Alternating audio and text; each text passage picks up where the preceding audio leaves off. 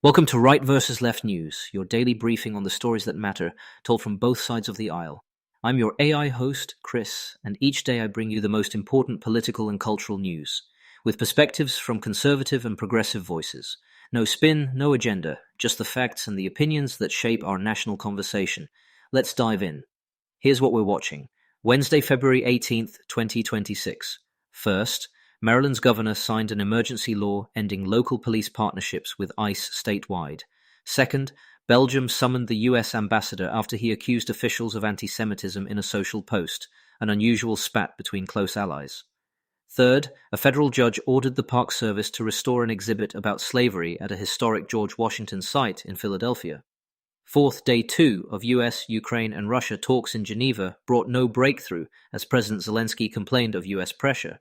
And fifth, the massive sewage spill into the Potomac River is morphing into a political fight over infrastructure and federal help.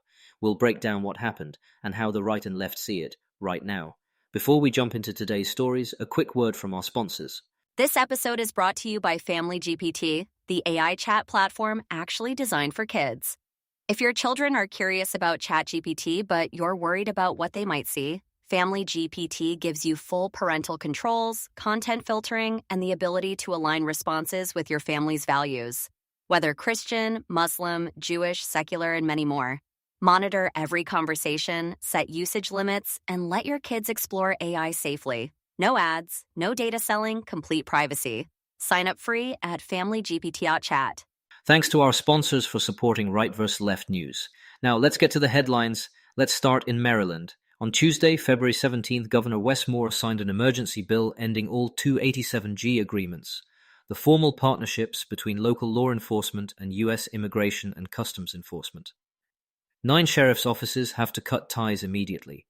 Supporters say it protects community trust and reins in what Moore called unaccountable agents. Reporting also notes the law doesn't stop jails from notifying ICE about inmate releases, and it comes as other blue states rethink cooperation with federal immigration enforcement. What's the right saying? Conservatives argue Maryland is adopting a de facto sanctuary framework that will make communities less safe. They point to DHS warnings that bans on cooperation push arrests into neighborhoods instead of jails, what some call playing Russian roulette with public safety. Some sheriffs say the change strips local control and shifts the burden onto federal agents. And the left? Progressives call it overdue oversight of an agency they say expanded too far, too fast, meant to prevent profiling and wrongful detentions. Civil rights groups pushed for the ban after high-profile deportation mistakes. Supporters add the state can still help remove violent offenders, just without deputizing local officers into federal roles.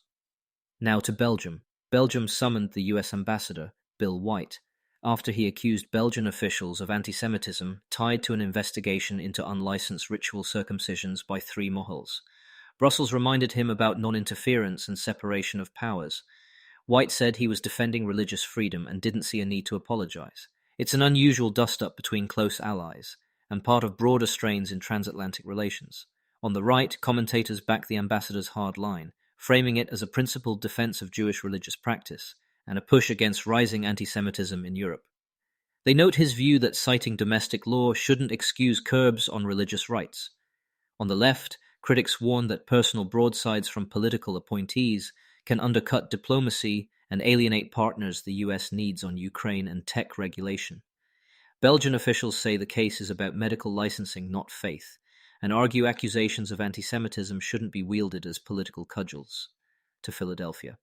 On President's Day, a federal judge ordered the National Park Service to restore 34 panels about slavery at the president's house site, rejecting the administration's effort under an executive order targeting divisive narratives to remove them. The judge compared the move to Orwell's 1984 and said the public is entitled to an honest account of history, including the enslavement within Washington's household. What's the right saying?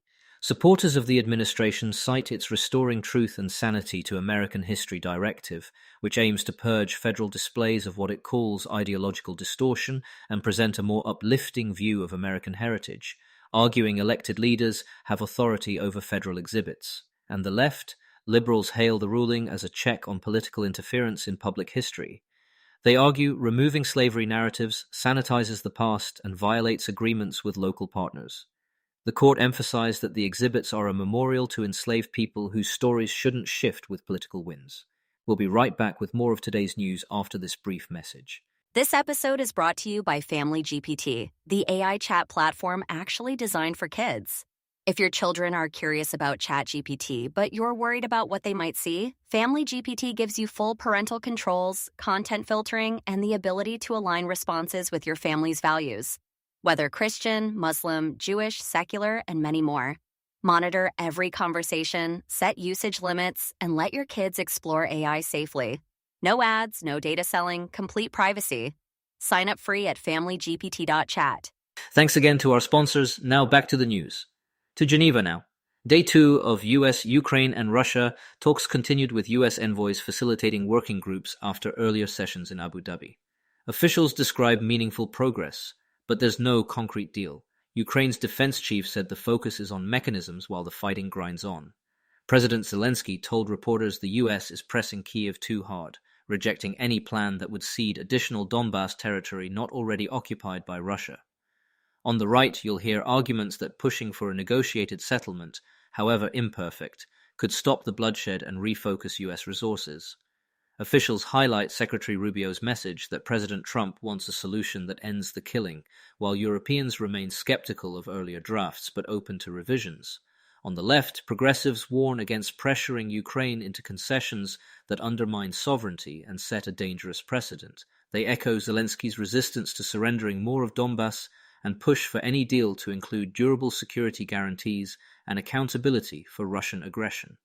Finally, the Potomac River, the sewage spill, more than 200 million gallons after a January pipeline collapse, continues to spark concern and finger-pointing. Crews have built a major bypass, and full repairs will take months. Officials say drinking water remains safe because the main intake is upstream, but health risks like elevated E. coli levels are being monitored. The White House says FEMA will play a key role. The president blasted regional leaders, while local officials say they've been working non-stop and will seek federal help with costs. On the right, critics argue the crisis exposes blue state mismanagement of aging infrastructure and a culture of no accountability. They want transparency on testing errors and clean-up timelines, and they praise swift federal coordination. On the left, the focus is on long-term infrastructure investment and environmental safeguards. Advocates point out that climate-intensified weather and decades-old pipes make failures more likely, and they warn against politicizing emergency response while agencies work around the clock. A quick recap. Maryland's ICE partnership ban escalates blue state pushback on federal immigration enforcement. Belgium's summons shows how online rhetoric can spill into real-world friction. A judge in Philadelphia said the government can't erase hard history. Geneva talks continue without a deal as both pressure and skepticism rise. And the Potomac spill is now as political as it is environmental. We'll keep watching as the facts and the debate evolve. That's it for today's episode of Right versus Left News. Remember, understanding both sides isn't about picking a team, it's about being informed. Subscribe wherever you get your podcasts, and join us tomorrow for another balanced look at the day's biggest stories. Until next time, stay curious and stay informed.